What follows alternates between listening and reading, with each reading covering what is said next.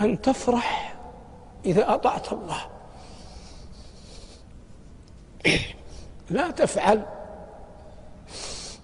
تفعل العبادة تخلصا، بل افعل الطاعة قربة إلى الله.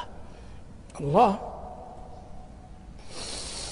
لا يضره أنك تعصيه، لكن أنت تهلك إذا عصيته. والوفاة على الإسلام أيا كان حال العبد قطعا خير من الوفاة على الكفر.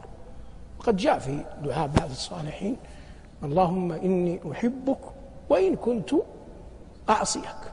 الصحابي الجليل عمرو بن العاص لما حضرته الوفاة قال: اللهم لست بريئا فأعتذر، ولا قويا فأنتصر، ولكن لا حول ولا قوة إلا بك.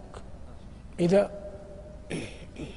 كتب الله لك أن تصلي الفجر في جماعة وأنت خارج من المسجد، استشعر فرحا أن الله برحمته أيقظك من مرقدك، أن الله برحمته أيقظك من مرقدك وأقامك بين يديه وردك إلى بيته.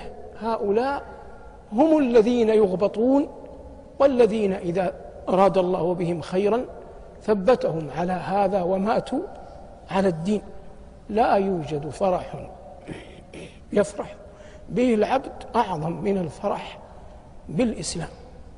ومما لا يخفى على شريف علمكم أن العبد يحمد الله أن جعله من المسلمين. نحن من رحمة الله بنا ولدنا مسلمين، أي أن الله أعطانا الإسلام من غير أن نسأله، فنسأل الله أن يرزقنا الجنة ونحن نسأل.